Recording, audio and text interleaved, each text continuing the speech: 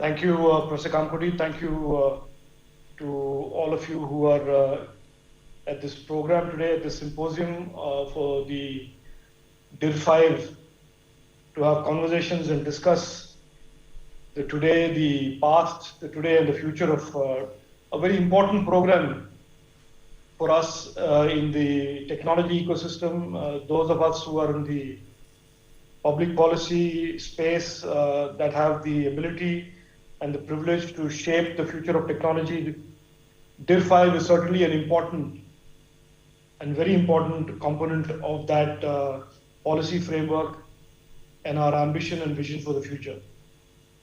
So first of all, congratulations to all who are here today, including those who have participated in this hackathon and who are those who are aspiring to be dir-five entrepreneurs and startups, those who are already dir-five entrepreneur startups, those who have hopefully today the ability to be influenced and join the dir-five movement. To all of you, very good morning and congratulations.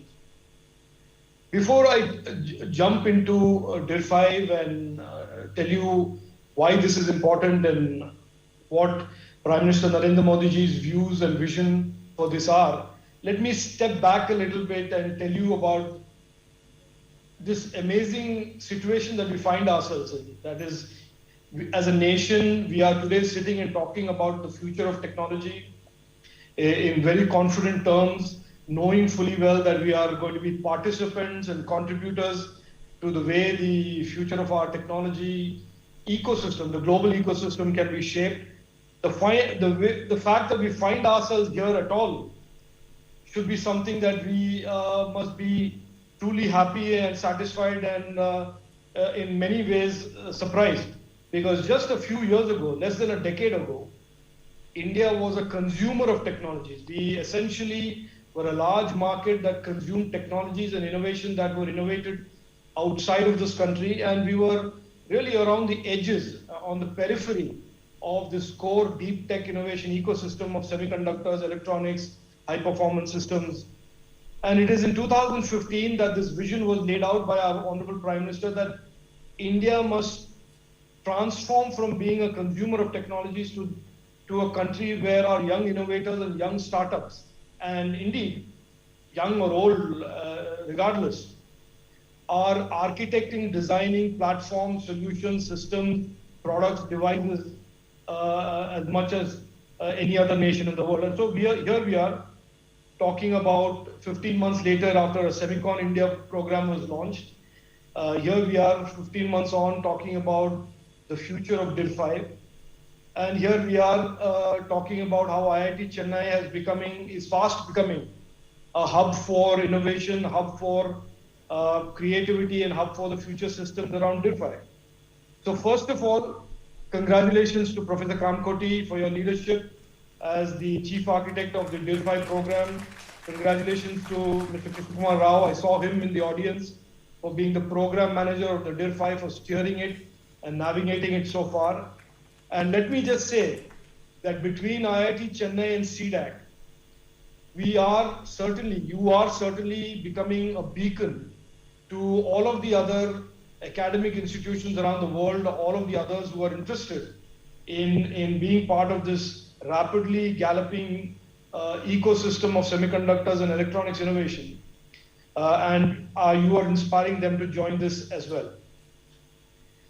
Now, Semicon, for those of you who attended Semicon India 2023 just a few weeks ago in Gandhinagar, certainly you will accept that the cynicism and the skepticism with which the world looked at India's ambitions in semiconductor just a year ago, 15 months ago, has now been replaced by, as the Honorable Prime Minister said, the phrase in 2020 was why India, and now it is why not India. And that is really, those two phrases in a lot of ways sharply show you the distance that has been traveled in the 15 months. And I think the dir-five program is an element of that travel in the last 15 months. The newfound confidence, the newfound determination that we can certainly architect and design systems for the future, for not just for ourselves, but for the world at large. why is dir-five so important? So we have already laid the marker on the ground, the Prime Minister, by announcing the 76,000 crore program, and for semiconductors already established that in semiconductor design and semiconductor research, we are going to invest significantly and we are going to create our space, our successes in the coming months and years. And that he has also said on the August 15th of August 2021, that in a lot of ways this is going to be defining the India decade, this decade of technology opportunities, which will be in large part driven by the creativity, innovation of our young Indian engineers and startups all around the country. So it is in that context that we are talking about dir-five today. It is in that context that we evaluate where we are today and we lay out what goals are going forward. Innovation, functionality, performance.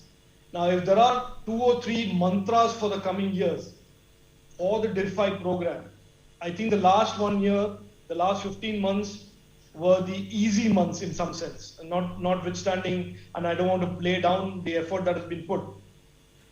We are now clearly making sure the government of India is very committed to making dir-five as Professor Kamakoti mentioned, the Indian ISA. That we are, while we may continue to have activities and programs on the x86 and ARM space, but we are almost all in the dir-five program. And that all of the systems and innovation and technology and capabilities that we need in the automotive IoT sensor space, in the mobility space, in the compute and high performance computing space. And this, by the way, our ambition in the India decade spans all of these 3 areas. The automotive industrial space, which includes IoT, the mobility, and the compute, including high performance compute. Our goal is to make sure that dir-five is a serious presence in all of these 3 segments. Number 1. Number 2, the real message I want to give, in addition to saying that we will back dir-five, is that the expectation from the dir-five community and the dir-five ecosystem is not just anymore about functionality. Can you do an x86 equivalent with dir-five is no longer the answer. Can the dir-five based system beat an x86 ARM equivalent is the question. And it is, the next coming years are as much going to be about performance, and the ability for our systems to outperform comparable systems that are based on other ISAs and other architectures, as much as it's about discovering new areas where our systems can find application in place. So this is an important message that I want to give to Professor Kamakoti, Mr. Krishna Kumar Rao, and the entire ecosystem, that while we expect the dir-five ecosystem to have tremendous applications and a large spectrum of diverse applications within the ecosystem in India, and I'm even willing to today commit in front of you that our high performance computing goals that CDAC is today working on, and increasingly an ecosystem of private public partnership that is being developed, will also see dir-five at the heart of it. Earlier there was some confusion about whether we will go the ARM way or the x86 way or any other way, but I want to commit to you today that the government is committed to making sure that dir-five has a central place in our high performance computing ambitions and the future of high performance computing systems that are being designed and developed out by CDAC and other partners in India. So I am willing to go down the government, Prime Minister Narendra Modi ji, and this entire policy making framework is ready to back dir-five. But our expectations are that we architect, that the entire community lays out as a target, that we create world-beating systems in terms of both performance and innovation. The other aspects of performance, I hope I've made this point very clear, that the future is as much about performance as it is about innovation. The second point I want to clearly make is, as the internet is getting more and more complex with 5G and 6G, and we are no longer just man-to-man networks or person-to-person networks, it is machine-to-person, and the complexity of the underlying network is increasing. The applications that are hitherto yet to be discovered, there are going to be more and more new applications where silicon and semiconductors and systems will find place. Who would have thought 5 years ago or 6 years ago that an automotive, a car that was defined by an internal combustion engine and a drivetrain and 4 wheels and a steering wheel and some mechanical components, today would be the cutting edge of siliconization. So I think as we look forward, there are yet to be discovered applications of digitization, yet to be discovered places where silicon chips and systems will find place, and with increasing intensity. So innovation and finding more and more use cases is the second pillar for the dir-five ecosystem. Performance and application.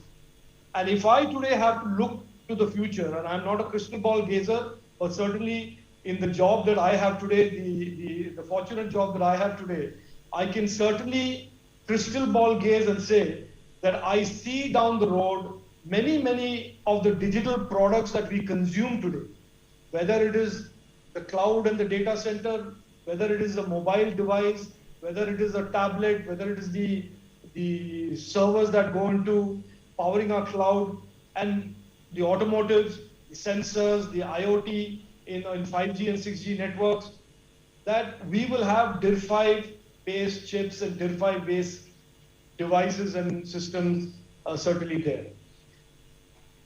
I say this because, and I really put this to the academic institutions that are helping the ecosystem grow, that we have to move beyond demonstration of functionality and proof of concept to really developing cutting edge competitive system.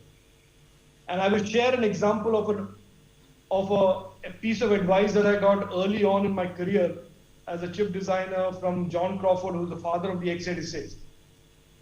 I was one of the first people to do a C compiler that was an x86 targeted C compiler, and I thought I'd done a great job, multiple 1,000 lines of code. Went to him, demonstrated him, and he said to me very simply in a 15-second conversation, "Is this faster than the comparable C compiler for a RISC chip?" And so therefore, performance, like I said, it is not enough in today's day to be recognized and to be competitive, just to be functional. We don't want functional systems anymore. We want functional systems that are also cutting edge in terms of performance, in terms of benchmarking against competitive systems from the other ISAs and the other families and architectures of chips. So I would reiterate, we are living at a time very full of opportunities, full of exciting opportunities, but to really make those opportunities fruitful for us, we should be focused on commercially, globally competitive innovation that we design, architect, produce, and deliver to our markets and to our communities around the world. I will leave it at that. Again, Professor Kamkoti, thank you for your leadership, and thank you for everybody at IIT Chennai for leading the dir-five program, Mr. Krishna Kumar Rao from CDAC and the team at CDAC for doing an excellent job. I am extremely confident about the future of dir-five, and I'm extremely confident about the young startups and many young minds who are increasingly joining the RISC-V movement to make India the biggest talent hub for RISC-V, not just for our own needs, our own ambitions as a technology power, but also to help the world develop the RISC-V ecosystem. Thank you. Jai Hind.